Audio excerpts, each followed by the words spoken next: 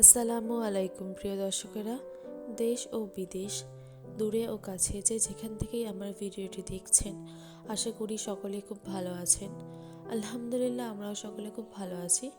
তো আজকে সকাল সকাল আমি নাস্তার দিকে চলে আসলাম। দেখো, এখানে আমি ডিম ভেজা নিয়েছি আর করছিলাম যে রুটি আর আলু ভাজা। তো দেখো, আমি রুটি আলু ভাজাগুলো করে নিচ্ছি। আর এই আজকে যে রুটিটা করেছি সেটা কিন্তু আমার মা মানে আমার শাশুড়ি মা করে দিয়েছেন, আর আমি শুধু শেখছিলাম। দেখো কি সুন্দরভাবে ফুল ছিল। অবশ্য আমি সেরকম আগেও বলেছি আমি সেরকম রুটি পারি না, তো আজকেই উনি করে দিয়েছেন। দেখো কত সুন্দরভাবে রুটিগুলো আমি করে নিচ্ছি।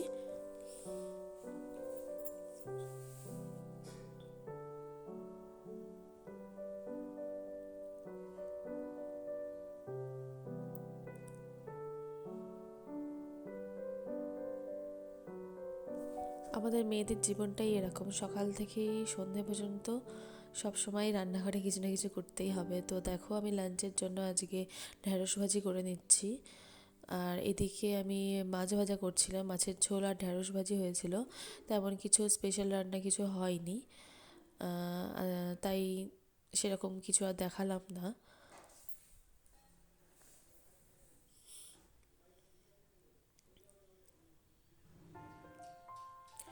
আজকে ওয়েদারটাও সেরকম খুব একটা ভালো না, মেঘলা ওয়েদার। আর দেখো, আমি এই মাছ ভাজার তেলের মধ্যেই আমি পেঁয়াজগুলো দিয়ে দিচ্ছি মাছের ঝোল করানোর জন্য। আর কিছুটা লঙ্কা দিয়ে দিলাম, কারণ মাছের ঝোল একটু ঝাল ঝাল ভালো লাগে। আবার একটু নুন দিয়ে দিলাম, এতে করে তাড়াতাড়ি পেঁয়াজটা ভালো ভাজা হয়ে যায় আর নরম থাকে। এরপরে আমি টমেটো দিয়ে দিলে কিন্তু খুব তাড়াতাড়ি গলে যাবে, তার জন্য আমি নুনটা দিয়ে দিলাম।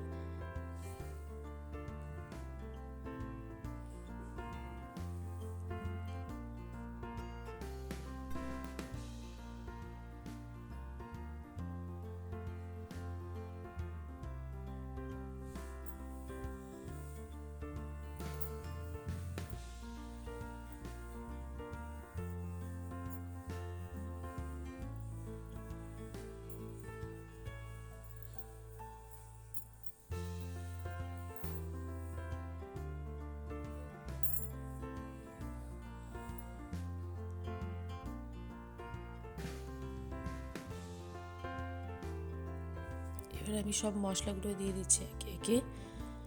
তেলের মধ্যে ভালো মতো কষিয়ে নিতে হবে।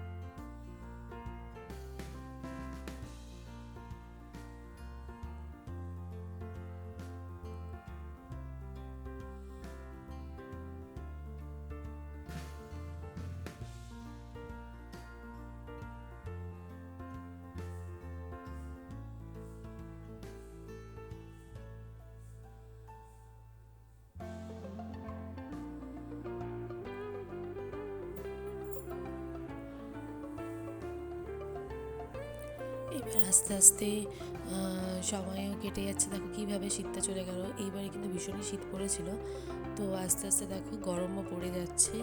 আর গরমকালে কিন্তু মাছের ঝোল খাওয়াটা ভীষণই প্রয়োজন।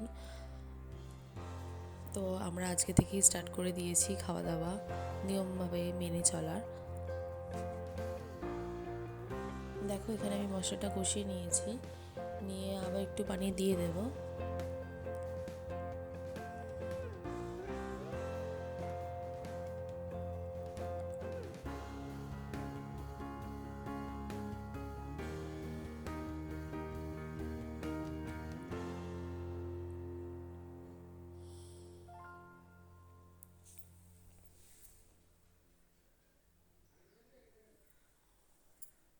এবার কিছুক্ষণের জন্য আমি চাপা দিয়ে দিলাম যাতে পানিটা ফুটে যায়। এবার আমি মাছগুলো দিয়ে দেবো।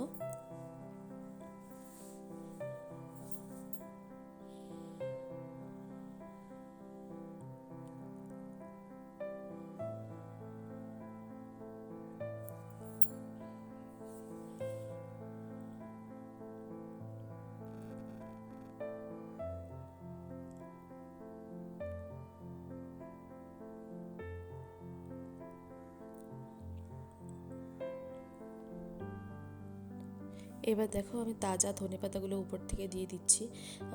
এই কারণেই আমি দিয়েছি লাস্টে, কারণ তাজা ধনেপাতার গন্ধটা খুব ভীষণ সুন্দর লাগে, যার জন্য আমি কষার সময় দিইনি। উপর থেকে একটু দিয়ে দিলে লাস্টের দিকে খুব সুন্দর একটা গন্ধ বার হয়, যার জন্য একটা অন্যরকম ফ্লেভার আসে মাছের ঝোলে, যার জন্য আমি লাস্টেই দিয়েছি তাজা ধনেপাতাটা। দেখো এরকম হয়েছিল, ভীষণ টেস্টিও হয়েছিল খাওয়ার জন্য। তো আশা করি ভালো লাগবে। আর এবার দুপুর গড়িয়ে বিকেল হয়ে যাবে, বিকেলের নাস্তাও আমাকে স্টার্ট করতে হবে। তো তার ফাঁকে আমি দুপুরে দেখো মেহেন্দিও পরে নিয়েছিলাম। ফাঁকে ফাঁকে এরকম আমি করে থাকি।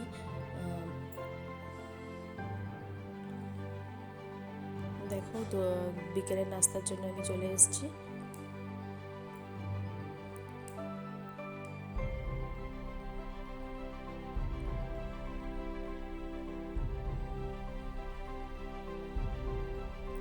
তো এখানে আমি দেখো রুঠো মাংসগুলো, মানে যেগুলো নিট মাংস হয় সেগুলো আমি পেস্ট করে নিয়েছি, আর একে একে মশলাগুলো দিয়ে দিচ্ছি। পেঁয়াজ, ধনেপাতা, তারপরে কাঁচা লঙ্কা আর একটুখানি লেবুর রস দিয়ে দিলাম, নিয়ে ভালো করে মাখিয়ে নেব। ভাবলাম আজকে একটু নতুন কিছু নাস্তা করি, বিকেলের নাস্তা কিন্তু একটু ঝাল ঝাল হলে ভালো লাগে, যার জন্য আমি এই রেসিপিটা আমি তোমাদের সাথে শেয়ার করছি। তো এখন দেখো মরিচের পাউডার দিয়ে দিলাম। এবার গুঁড়ো লঙ্কার গুঁড়ো দিচ্ছি। ঝালের পরিমাণটা একদম নিজের ইচ্ছায়, আমি একটু বেশি করে ঝাল দিয়েছি, আর একটু আদা রসুন পেস্ট দিয়ে দিলাম।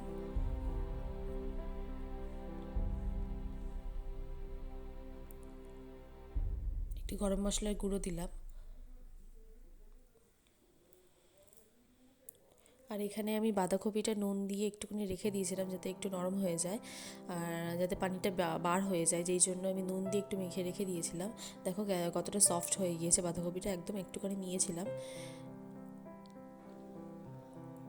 এবার আমি লাস্টে নুনটা দিলাম, কারণ প্রথমে নুনটা দিলে কিন্তু অনেকটা পানি বার হয়ে যায়, যার জন্য মাখাতে আমার ভীষণ প্রবলেম হয়, যার জন্য আমি লাস্টে নুনটা দিয়ে এবার ঠিকঠাক মাখিয়ে নেব।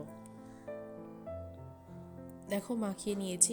এবার এরকম একটা ফুটো ফুটো যেই স্টিলের গামলাগুলো হয়, অনেকের বাড়িতে হয়তো স্টিমার আছে, তো ওরকম এতে আমি তেল ব্রাশ করে দেবো ভালো মতন, আর একটু হাতে তেল লাগিয়ে নিয়েছিলাম, নিয়ে আমি গোল গোল করে দেবো। কিন্তু তেল না না লাগালে কিন্তু ভীষণই প্রবলেম হয়, আমি যেটা ফেস করেছি। তো তার জন্যই আমি প্রথমেই বলে দিলাম একটু তেল দিয়ে গোল করতে হবে, তাহলে খুব সুন্দরভাবে কিন্তু গোলটা অ্যাডজাস্ট হয়ে যাবে।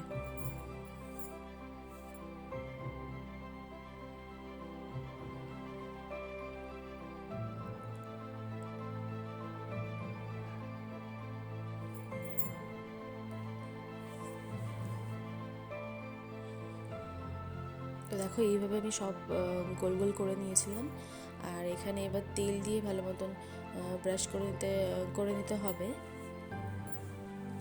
যাতে করে তাড়াতাড়ি উঠতে সুবিধা হয়।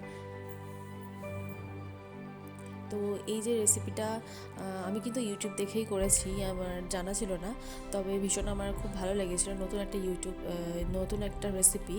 তো দেখো চাল আমি ভিজিয়ে রেখে দিয়েছিলাম, যখন দুপুরে রান্না করছিলাম তখনই আমি চালটা ভিজিয়ে রেখে দিয়েছিলাম, 2-3 ঘন্টার মতো ভেজানো ছিল, যার জন্য স্টিম হলে কিন্তু তাড়াতাড়ি মানে চালটা নরম হয়ে যাবে।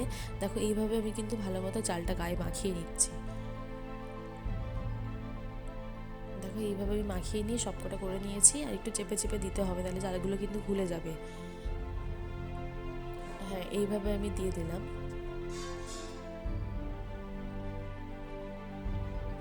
তোমরা বাড়িতে ট্রাই করতে পারো, ভীষণ সুন্দর হয়েছিল, খেতেও যেমন সুন্দর, দেখতে তো অপরূপ সুন্দর হয়েছিল। তো দেখো আমি এখানে একটা হাঁড়ির মধ্যে পানি দিয়ে দিয়েছিলাম, দিয়ে ফোটাতে দিয়ে দিয়েছিলাম, দিয়ে এবার ওই বোলটা দিয়ে এরকম চাপা দিয়ে দিলাম।